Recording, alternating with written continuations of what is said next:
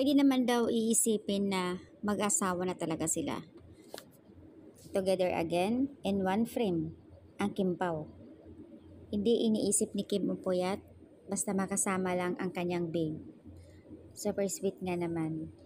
Imagine yung puyat niya pagod from Cebu na sobrang na halos singkadamakmak ng mga netizens, mga Kim Pao fans.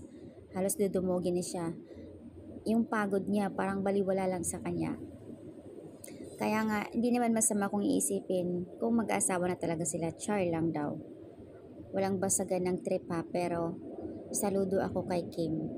Talaga namang walang pagod para sa kanya. Yung pag sinabi ni Pao na mag-gym or andoon magbabike, andoon yung effort niya talaga. Ganyan dapat, nagkakaintindihan, di ba?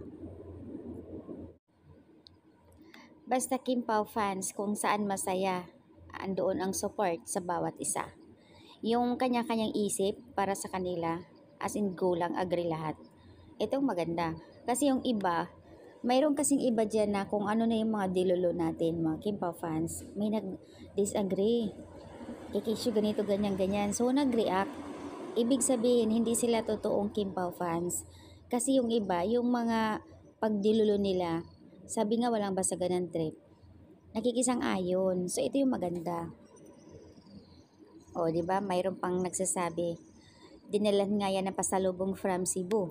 Hindi talaga mawawala yan. Every time nasa province si Kim or nasa ibang bansa, mayroon talagang na mayroong pasalubong yan kay babe niya. Hindi nga rin natin alam, pagka nasa ibang lugar si Pao, may pasalubong din yan sa kanyang araw, di ba? Di naman po pwede na si Kimi lang lagi ang may pasalubong. So, mayroon din yan. Ayaw lang din talaga i-public. Hindi katulad ni Kim na kung mayroon pasalubong, mga ilang days yan, makikita na yan sa picture. So, ayan, kumakalat na kaagad yan.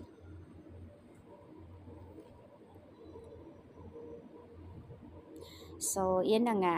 Huwag kayong mag-alala kasi pare-parehas tayo iniisip. Wala naman masama magdilulo. Nagkakatotoo naman, di ba? So, that's an update, guys. Ito lang masasabi ko na sinundo. Baka sinundo nga. O either pasalubong.